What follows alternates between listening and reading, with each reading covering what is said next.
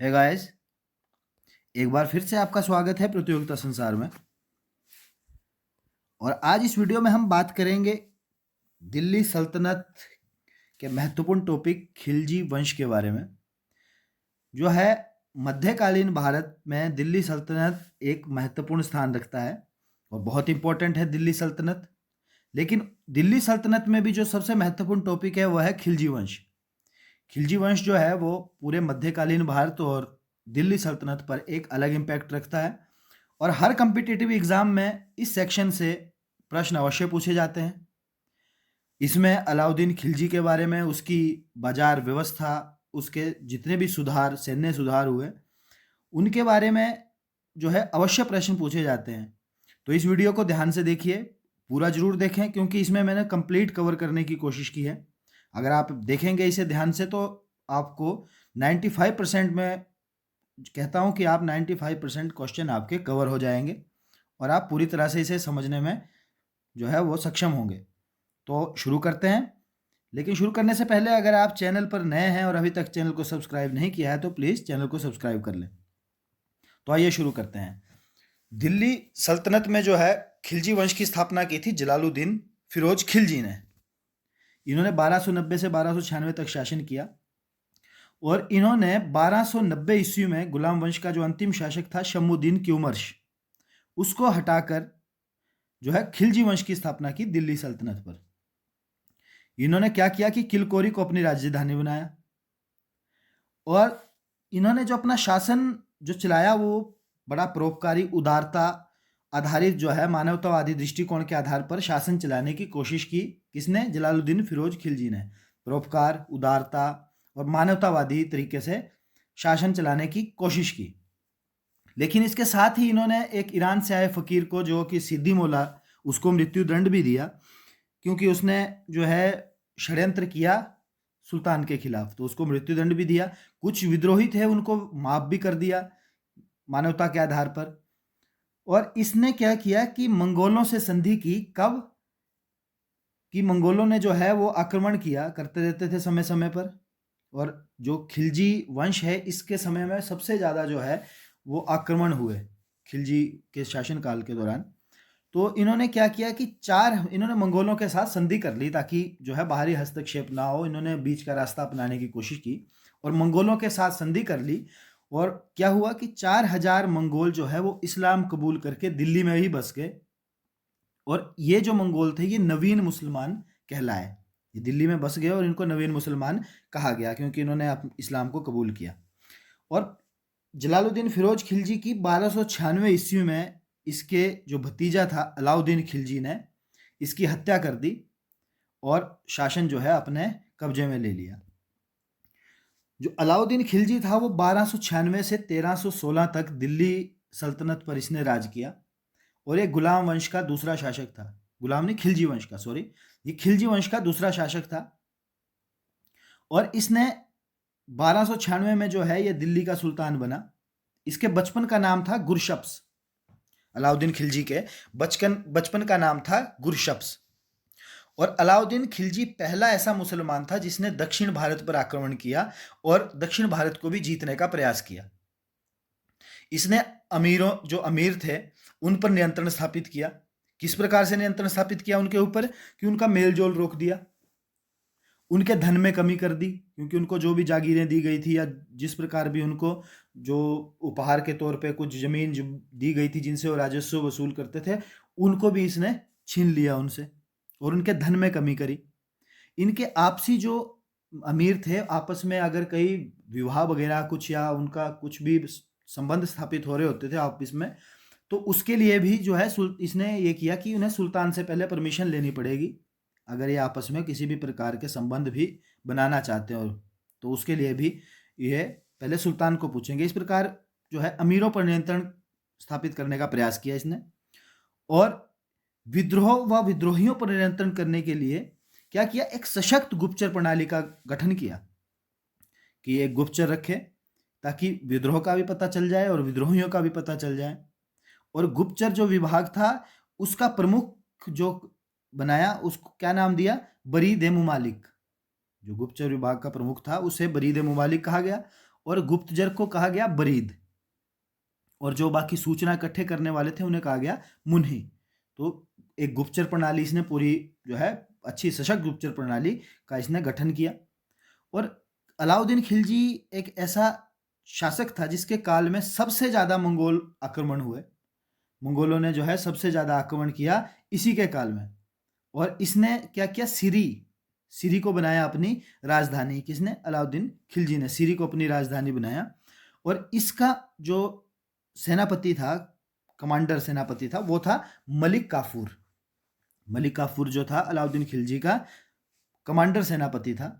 और इसी ने जो है वो जो दक्षिण भारत के राज्य थे देवगिरी, उस पर भी इसने मलिक काफूर ने 1307 में आक्रमण किया। और उस समय जो वहाँ का शासक था वो कौन था? रामचंद्र देव। इससे पहले 1296 में अलाउद्दीन खिलजी ने भी आक्रमण किया था देवगिरी पे, और उस समय भी वहाँ का शासक था वही रामचंद्र देव। तो मलिक काफूर ने वहाँ भी, ये पूछा भी जाता है कि देवगिरी पर जब आक्रमण हुआ तो वहाँ का शासक कौन था? तो वहाँ का शासक था रामचंद्र देव। और जो अलाउद्दीन खिलजी था इसने खुद को सिकंदर शाहनी की उपाधि से विभूषित किया था। खुद को ही उपाधि दी इसने, कौन सी? सिकंदर शाहनी की उपाधि दी थी। फिर अलाउद्दीन खिलजी ने कई प्रकार के कार्य किए। उसके भूमि सुधार, उसके सैन्य सुधार और उसकी बाजार व्यवस्था, ये बहुत इंपॉर्टेंट है। और ये मेंस में भी पूछे जाते हैं कि अलाउद्दीन खिलजी के भूमि सुधार के बारे में, या अलाउद्दीन खिलजी के बाजार सुधार के बारे में, है ना, या price control policy of Alauddin Khilji. तो ये सब पूछे जाते हैं। तो इसमें देखो अलाउद्दीन खिलजी ने कौन से, सबसे पहले उसके भूमि सुधार क्या थे? अलाउद्दीन खिलजी ने जो भूमि सुधार किए, उसने क्या किया कि भू राजस्व व्यवस्था का पुनर्गठन किया। ऐसा करने वाला वो दिल्ली सल्तनत का पहला सुल्तान था। और उसने भू राजस्व व्यवस्था का पुनर्गठन किया और पैमाइश के आधार पर जो है भू राजस्व का निर्धारण किया। किसके आधार पे? पैमाइश के आधार पर जो है भू राजस्व का निर्धारण करा। और जो पैमाइश में जो इकाई रखी, प्रमुख इकाई रखी, वो रखी बिस्वा। बिस्वा को जो क्या बनाया? मानक इकाई बनाया पैमाइश का।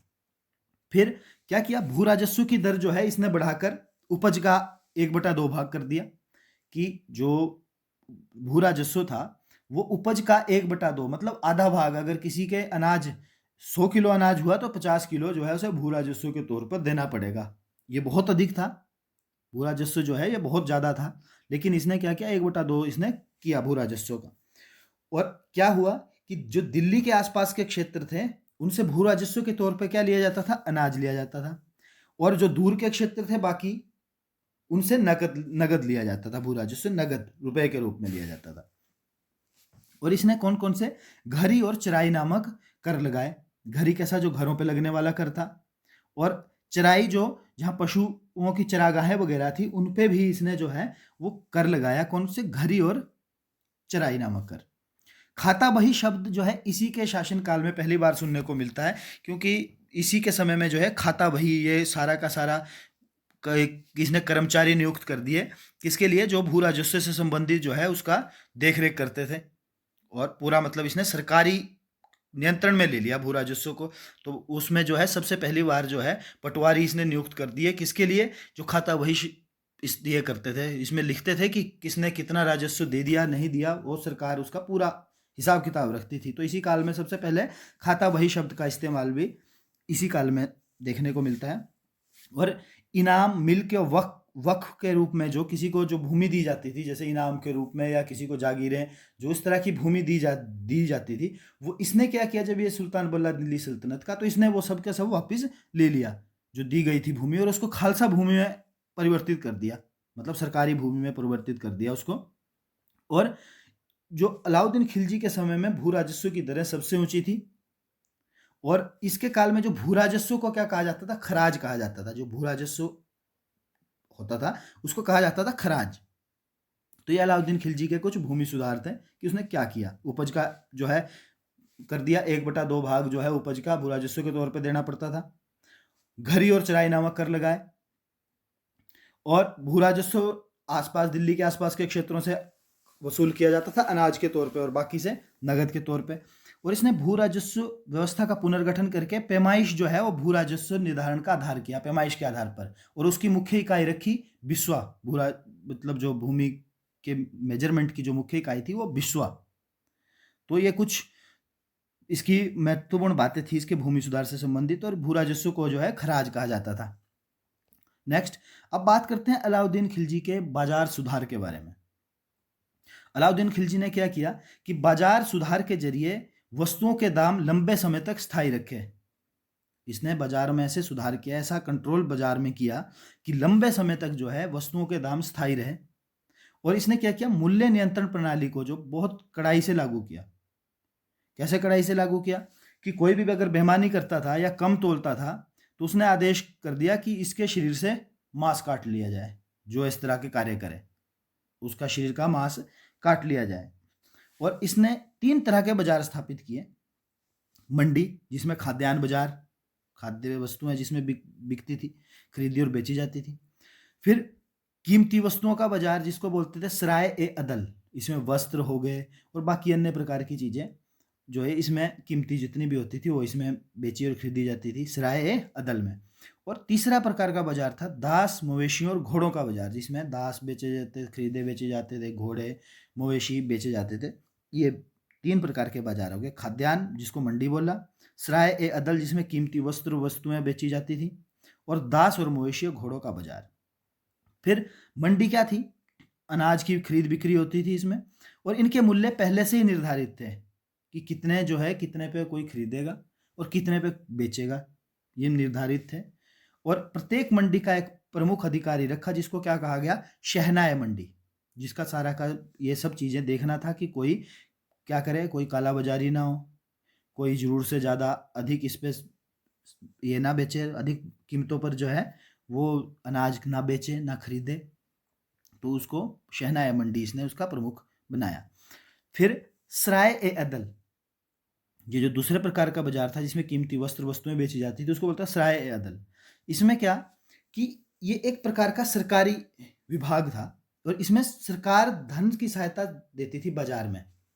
क्या करता था कि सरकारी सहायता से बाजार चलता था। कैसे कि व्यापारियों को अग्रिम धन दे दिया जाता था, और वो सामान खरीद कर, बाहर से सामान खरीद कर लाते थे और सरकारी दामों पर बेचते थे। उनको पहले ही धन दे दिया जाता था कि वो जाएं, इस धन से सामान खरीदें और सरकारी दाम, जो दाम निर्धारित हो गए, उन पे बेचे, ताकि उनका जो कुछ थोड़ा जो है वो सरकार उनको एक किस्म से देती थी अनुदान के तौर पे कुछ, कि आपने अगर 100 रुपए की चीज़ है तो ये आप जो है 20-30 रुपए सरकार आपको देगी, आप 70-80 रुपए में खरीद कर लाओ, 10-20 रुपए आपका प्रॉफिट है ना। आप 100 रुपए में बेचेंगे 120 की चीज़ 100 रुपए में, पर सरकार उसमें आपको 30 रुपए दे रही है, वो अनुदान के तौर पर। तो इस प्रकार क्या है, एक व्यापारी जो इसमें क्या होता था, एक सरकारी एजेंट के तौर पर कार्य करता था। और इस बाजार का अधिकारी होता था परवाना नवीस, जो परमिट भी जारी करता था, और इसका मुख्य काम था नियंत्रण स्थापित करना, प्राइस पे मेनली फोकस करना कि प्राइस ना बढ़े। इस प्रकार इसको भी इसने पूरी जो है नियंत्रण में रखा। और फिर तीसरा था घोड़ों, मवेशियों, दासों का बाजार। इस बाजार में जो है अक्सर जो है बिचौलिए और जो खरीद बेचने वाले थे वो क्या करते थे कि प्राइस बढ़ा देते या कुछ इस तरह का होता था। तो इसके लिए उसने पहले निर्धारित कर दिया कि कुछ जो जिसमें गुणवत्ता के आधार पर मूल्य निश्चित कर दिए कि इस गुण वाले चीज का इतना कीमत है, अब उससे ज्यादा कोई ले नहीं सकता था। अगर कोई लेता तो फिर उसके ऊपर सख्त कार्रवाई जो है की जाती थी। फिर बाजार नियंत्रण व्यवस्था सुचारू रूप से चलाने के लिए एक विभाग की स्थापना की, जिसको क्या बोला गया, दीवाने रियासत। बाजार नियंत्रण को सुचारू रूप से चलाने के लिए एक विभाग की स्थापना की, दीवाने रियासत विभाग की। और बरीद, मनिया जैसे गुप्तचरों की नियुक्ति की गई। उनको गुप्तचर रखे ताकि वो बाहर से बताएं कि कहाँ क्या हो रहा है, गुप्तचर। और ये खुद भी जो है वो अक्सर घूमता रहता था बाजारों में, कि देखता कि क्या प्राइस ठीक है, कंट्रोल में बाजार चल रहा है, कि कोई ज़्यादा कम ज़्यादा तो नहीं हो रहा है। और इसने एक विशेष व्यवस्था की कि अकाल के समय अनाज की कमी ना हो, इसके लिए इसने सरकारी गोदाम बनाए। सरकारी गोदाम अनाज के बना दिए, ताकि अगर कभी अकाल भी पड़ जाए तो उस समय क्या हो, अनाज की कमी ना हो। और फिर इसका तीसरा जो काम था और महत्वपूर्ण कार्य था वो था इसकी सैन्य व्यवस्था, अलाउद्दीन खिलजी की सैन्य व्यवस्था। इसने क्या किया, एक विशाल स्थायी सेना रखी, केंद्रीय मतलब अपने अंडर रखी। और ऐसा करने वाला यह प्रथम सुल्तान था दिल्ली सल्तनत का, जिसने एक विशाल, शक्तिशाली और स्थायी सेना रखी, जो पूरे अपने नियंत्रण में रखी। और इसने एक और काम किया, घोड़ों को दागने व सैनिकों का हुलिया लिखने की प्रथा शुरू की, कि कौन से घोड़े जो है इनके हैं उनको दाग दिया, उन पे स्टैंप लगा दी और सैनिकों का हुलिया कि कौन कैसा दिखता है ताकि वो पहचान में हो कि ये मेरा सैनिक है। उनका हुलिया लिखने की प्रथा भी शुरू की और सैनिकों को नगद वेतन देने वाला ये पहला सुल्तान था। इससे पहले सैनिकों को क्या दे दिया जाता था कि उनको कुछ जागीर दे दी जाती थी, भूमि दे दी जाती थी ताकि वो उससे जो भी राजस्व मिले उससे अपना गुजर बसर करें और सेना जो है वो उनके वहीं से उस सेना का खर्चा निकलता रहे। लेकिन इसने ऐसा नहीं किया। इसने क्या किया कि उनको नगद वेतन दिया सैनिकों को, और जो प्राइस कंट्रोल पॉलिसी थी इसकी, जो बाजार नियंत्रण, उससे भी इसको ये काफ़ी हद तक जो है इसने उसका मकसद ही यही था कि इसको सस्ते इस पर सैनिक मिल जाएं, सस्ती मतलब धन पर जो सस्ती उनको तनख्वाह दी जाए और उस पर इसको सैनिक मिल जाए, सस्ते सैनिक मिले। तो ये सैनिकों को नगद वेतन देने वाला प्रथम सुल्तान था। और निरीक्षण के बाद ही सैनिकों की नियुक्ति होती थी। पूरे जांच पड़ताल के बाद क्या सेना में भर्ती होने लायक है कि नहीं है। और जो इसके बाद जैसे सैनिक भर्ती होता था उसको कहा जाता था मुर्रतब, तो उसको बोलते थे जो निरीक्षण के बाद भर्ती होता था। और 10,000 की सैनिक टुकड़ी को क्या कहते थे? तुमन। 10,000 की जो सैनिक टुकड़ी होती थी उसको कहते थे तुमन। और लूट के माल को खम्स बोलते थे। और इसने क्या किया कि लूट के माल में सुल्तान का हिस्सा जो है वो 1/4 के स्थान पे इसने 3/4 कर दिया। मतलब पहले अगर सुल्तान को 100 में से 25% मिलता, 100 में से 25 रुपए सुल्तान के खाते में जाते थे, तो इसने क्या कर दिया कि 100 में से 75 खाते में जाएंगे सुल्तान के, बाकी जो है वो लूटने वालों का 25%, 75% सुल्तान का। तो ये भी इसने एक महत्वपूर्ण कार्य किया। फिर इसका सांस्कृतिक योगदान क्या रहा अलाउद्दीन खिलजी का? तो अलाउद्दीन खिलजी का सांस्कृतिक योगदान रहे कि इसने कुव्वत उल जो इस्लाम मस्जिद था इसका प्रवेश द्वार अलाई दरवाजा का निर्माण करवाया। कौन सी? कुव्वत उल इस्लाम मस्जिद का प्रवेश दरबार जो है अलाई दरवाजा जिसको बोलते हैं उसका निर्माण करवाया इसने। और अलाई दरवाजे को क्या बोला जाता है? इस्लामी वास्तुकला का रत्न। इसका जो इतना इसको अच्छे तरीके से बनाया गया है कि इसको इस्लामी वास्तुकला का रत्न कहा जाता है अलाई दरवाजे को। और क्या किया? जमियत खाना मस्जिद बनवाई दिल्ली में और सीरी का किला बनवाया। और इसने 1000 खंबा महल का निर्माण करवाया जिसे 1000 सितून भी कहते हैं। 1000 खंबा, 1000 स्तंभों वाला महल, उसका निर्माण करवाया किसने? अलाउद्दीन खिलजी ने। इसने अमीर खुसरो व अमीर हसन को संरक्षण दिया। ठीक है जी। और अमीर खुसरो जो है वो पहली बार अलाउद्दीन का दरबारी कवि बना था। अमीर खुसरो जिसको तोताए हिंद भी बोलते हैं। और जो क्या हुआ कि 1316 में एक असाध्य बीमारी से अलाउद्दीन खिलजी की मृत्यु हो गई। कब हुई? 1316 में एक असाध्य बीमारी हुई इसको और इसकी मृत्यु हो गई। फिर अलाउद्दीन खिलजी के बाद कौन बना? 1316 से 1320 तक। इसके बाद बना कुतुबुद्दीन मुबारक खिलजी। कुतुबुद्दीन जो मुबारक खिलजी है 1316 से 1320 तक रहा। और जो ये 1316 में दिल्ली के सिंहासन पर बैठा। और ये एक कुछ अजीब किस्म का व्यक्ति था। इसे नग्न स्त्री पुरुष के संगत पसंद थी। मतलब ये उनके संपर्क में रहता था, पुरुष और स्त्री, मतलब उनको ये ज़्यादा पसंद करता था इस तरह के। और कभी कभी राज दरबार में क्या करता था ये कि लड़कियों के कपड़े पहनकर आ जाता था, स्त्रियों के कपड़े पहनकर आ जाता था राज दरबार में। तो इसका कुछ थोड़ा सा अजीब रहा है। और इसने खलीफा की उपाधि धारण की, खुद को ही उपाधि दे दी। किसकी? खलीफा की। वो उसको धारण किया इसने खुद के लिए। और खुसरो खान ने 15 अप्रैल 1320 में जो है इसकी हत्या कर दी और स्वयं गद्दी पर बैठा। कब? 1320 में। और सितंबर 1320 में ही जो है वो खुसरो खां को भी जो है गयासुद्दीन तुगलक ने पराजित कर दिया और तुगलक वंश की स्थापना कर दी। कहाँ पे? दिल्ली सल्तनत में 1320 में। तो इस प्रकार 1320 में जो है वो खिलजी वंश की समाप्ति हो गई और यहाँ से शुरू हो जाता है तुगलक वंश। अगर दिल्ली सल्तनत के आप इनको याद रखना चाहते हैं तो इसके लिए एक ट्रिक भी है कि गुड़ खा तसले में। गुड़ से जो है वो हो गया गुलाम वंश, खा से खिलजी वंश, त से तुगलक वंश, स से सैयद, ल से लोदी और म से मुगल वंश। तो ये एक ट्रिक भी है गुड़ खा तसले में। तो आज की इस वीडियो में इतना ही। उम्मीद करता हूँ आपको ये वीडियो पसंद आई होगी। अगर आपको पसंद आई तो वीडियो को लाइक कर दीजिए, इसे शेयर करना ना भूलें। और अगर आप चैनल अभी तक भी आपने सब्सक्राइब नहीं किया है तो प्लीज़ चैनल को सब्सक्राइब कर दें, वीडियो को ज़्यादा से ज़्यादा शेयर करें। Thank you.